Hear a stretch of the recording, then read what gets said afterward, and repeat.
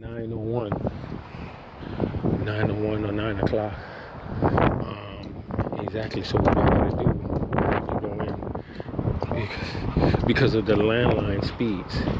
Yeah, I have to go in and try to upload using a landline, and no place right now is open. Even the conventional city level, right? It's not open yet. No, it doesn't open till like after 11. Usually, a young lady doing this kind of work usually is not local. Usually from Poland or something.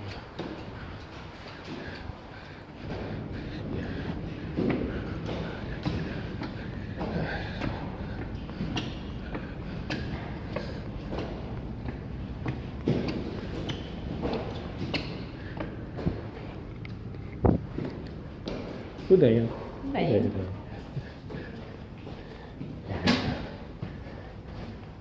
And why can't I marry an older woman with wide buttocks, with a wide backside, who's a Muslim? Why can't I do that? Let's see.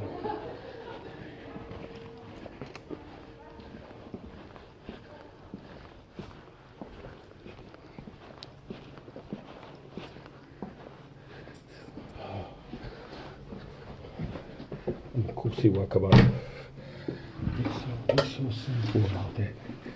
You wanted to marry an older woman, like you saw the woman bending down, and she said good day and cleanly with a wide buttocks, with extremely wide backside and buttocks, sort of huge. And what's so sinful and evil about that? That's evil, brother. You should first focus. Shut up. We'll focus on the deen because there's a lot of. See, I'm getting ready to urinate on myself. So there is a durura, even though this is against Islam, to urinate like this, there's a durura with this up. Yeah, either that or pee all over my pants.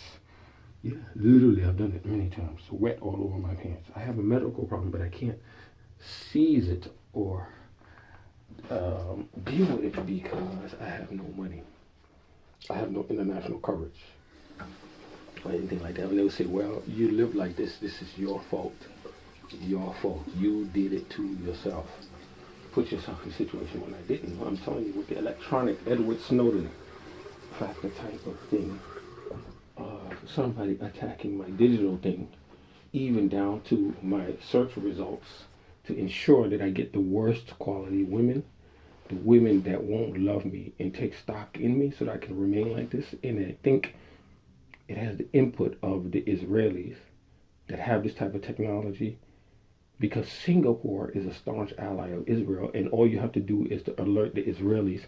And what I'm saying is there are Muslims, so-called pseudo-Muslims with mysticism and others. They will do that out of spite to get back at people like me, to put me in my place. Yeah, they'll agitate the Israelis and make the Israelis angry with you.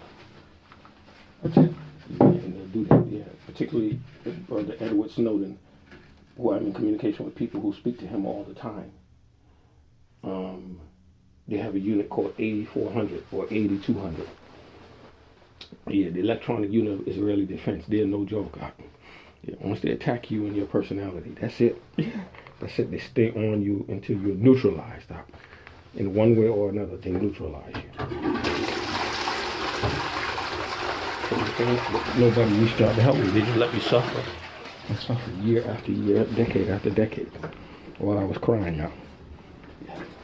I did that. So what kind of Islam is this? So when you see these programs of Marie Le Pen sending a message, this anti-Muslim thing, which is also in Switzerland and other places, we had better be very careful of that, because the actions of things done to people like me who are considered nothing, they have a reverberation throughout the Ummah, throughout the globe.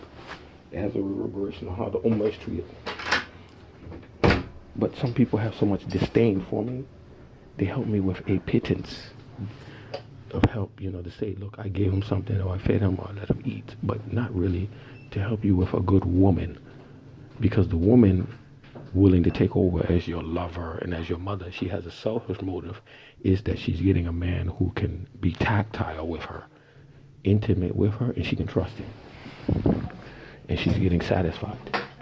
And her companionship is being, like he said, we made you a garment. We made you a garment for each other.